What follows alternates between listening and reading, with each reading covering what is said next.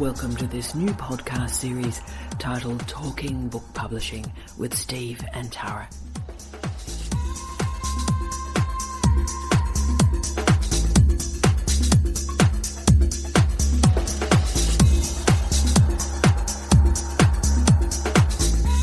Hello, I'm Tara Brabazon. And I'm Steve Redden. Yay! And welcome to Talking Book Publishing with Steve and Tara, Volume 9. And yes, this is part of our Steve and Tara by Request series.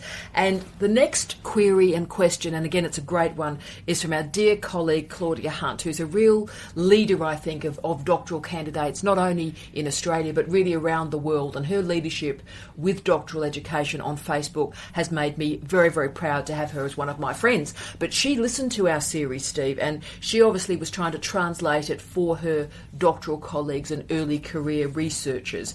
And her perspective was really, how do we think about, how do we assess quality? So quality journals, quality books and so forth. And you and I have pretty staunch ideas on this that are often quite divergent from other senior guys and girls that we work with, for example. So Steve, basically first question, what is your vibe on the notion of quality in 2014 in book publishers and in journal publication? I must admit, I always worry about it when I hear those labels, in that kind of marketing sense. The world's changed, even in the last few years, I would say. And now you have particularly open access journals, which are really superb in many cases, better than the so-called star journals of the past. And they're just as well refereed, if not better, than those star journals of the past. Well said. But I still hear people talk in terms of, star journals, quality, etc., of elite publishing, which to me is really going. I think one of the things about the digital revolution is that we've actually moved on, and globally it's a bit uneven in its development. I think Australia hasn't actually moved on as quickly as it should, and the debates here are cloying in many ways because people have not been allowed to open up. I think there is a problem, though, of standard. You want to go back to that word quality. Yes. I'm very much in favour of maintaining standards. I don't want to see standards lowered. I think that's absolutely pointless. We might as well all go home if that's correct. What we end up with. But I think we have to recognise that the world is changing. And you have something like the ERA in Australia, for example, which no longer concentrates on the star journals of the past. Or has any ranking of journals of any kind. Absolutely. And I think that's right. Other places in the world are moving on like that too. And I think we've just got to catch up. But we have to still maintain the standards. And a lot of that is down to good refereeing. I think part of the problem of the star journals of the past, actually, is they became atrophied. The refereeing very often, became gatekeeping, and that was a really bad thing.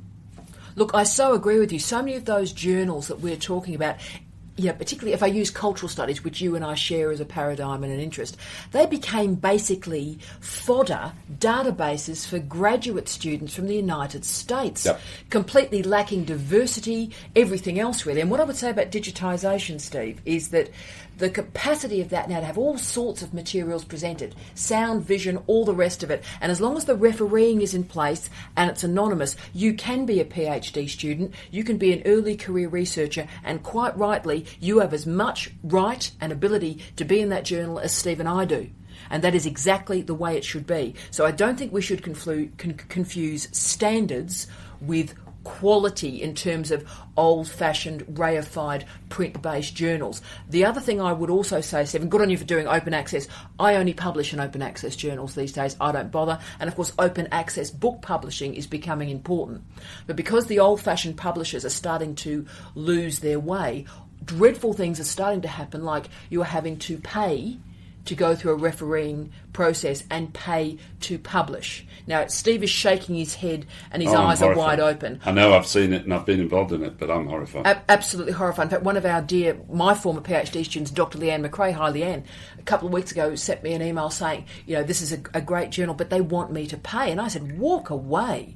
There are so many outstanding journals and book publishers where colleagues like Steve and I, we're committed to open access journals. We are committed to refereeing for them because we believe in the project. So do not think that if you're paying or that you're with an elite European or North American publisher that the work is better. It is not. It's about standards, it's about refereeing, and if you think about journals like my great colleague Ben Agger and Fast Capitalism, we had a great example edition last year where you had some of the greatest scholars on the planet that have all committed to it in one edition, and you compare that to any of the supposed A journals and look at who's in those, it's just a joke, really. The key to watch, I think, for early career researchers and mid-career researchers is watch the vanity publishing. Do watch that, because there are all sorts of journals around the world and book publishers that say if you pay $500, if you pay $1,000, then we'll actually produce this book for you.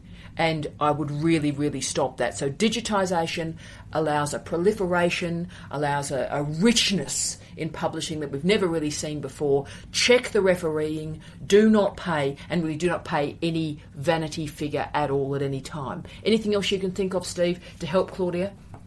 No, I think also that academics, wherever they are, should be involved in refereeing. I had a discussion with my PhD students the other day, who's also doing teaching, who was asked to do some refereeing, and I said, do it.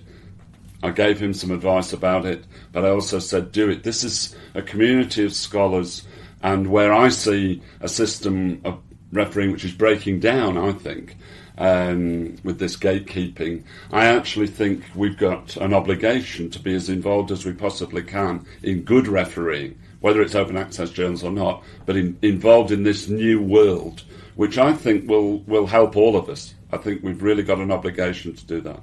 Thank you, Stephen. I agree. And Claudia, every best luck and every best wish to you and the wonderful guys and gals involved in your Facebook groups for the PhDs. Bye.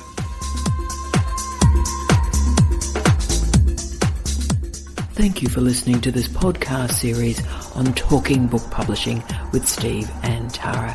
For further information, please feel free to contact us at Charles Sturt University.